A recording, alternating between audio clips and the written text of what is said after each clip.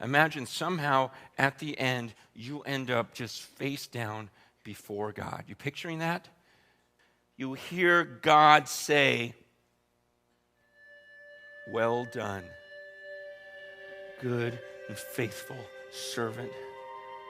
Is there anything on this earth you want more than to hear those two words out of the mouth of God? I remember reading verses about God, and it talks about how the whole world, he sits above the vault of the earth, and its inhabitants are like grasshoppers. Whenever I would think of God, I would think about those paintings I'd see on the wall, right? You know, of Jesus with long blonde hair holding sheep.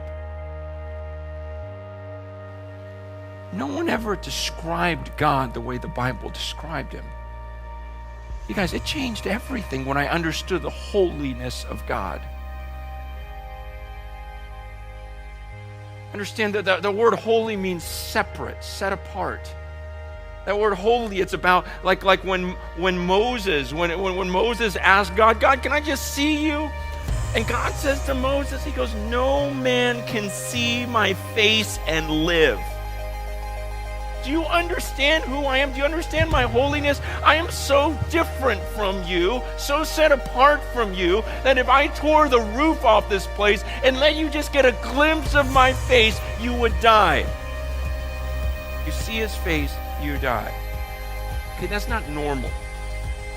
Okay, that's holy. He's set apart. He's different. And every once in a while, though, he'll let a human being get some sort of veiled glimpse of him. I mean, Isaiah 6 says, "In the year that King Uzziah died, I saw the Lord. He was sitting on a throne, high and lifted up, and the train of his robe filled the temple." I don't know what you think of when you think of God.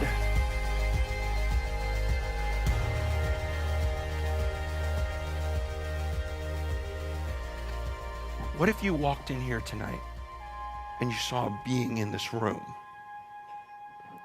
and he filled up the entire place? And he says, and above him there were these high angels called the Seraphim, and each of them had 6 wings. He says, with 2 he covered his face, with 2 he covered his feet, and with 2 he flew. Man, they're covered from head to toe. Covered from head to toe in the presence of God, because even the high angels are like, man, I can't look at him. I can't let him look upon me. I'm not worthy to look at him. I'm not worthy for him to look upon me. I'm going to cover myself up completely. And it says, one called out to the other. One angel was screaming to the other. He goes, "Holy, holy, holy is the Lord of hosts. The whole earth is full of his glory." And the foundations of the threshold shook at the voice of him who called, and the house was filled with smoke. What in the world would you do at that moment? What Isaiah did is he says, "Woe is me. I am lost. I am ruined. I'm a man of unclean lips, and I dwell in the midst of a people of unclean lips, and my eyes have seen the King, the Lord of hosts. Woe is me." Woe was the strongest term. It was like this guttural, like, oh. He says, "I am ruined." In the Hebrew, it literally means I'm about to be destroyed by him. See, the first thing that you're going to be struck with when you see God is your own sinfulness.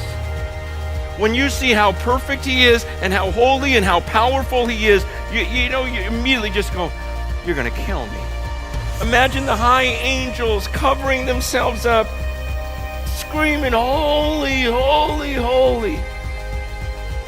Imagine everything shaking, filling up with smoke. And then you approach this God. Don't you understand? The fear of God is what leads to life. The fear of God is what gives me security. The fear of God makes me not fear any of you. Here is a prophet of God going, "I'm disgusting. He's going to kill me."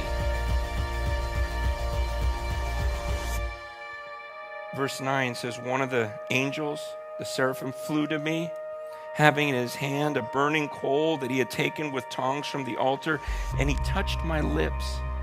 He touched my mouth and said, behold, this has touched your lips.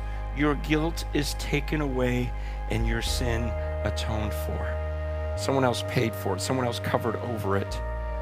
Man, what did Isaiah do to deserve that? See, he didn't say, hey, God, if you let me do this, I'll do. No. It was all about what Christ was going to do.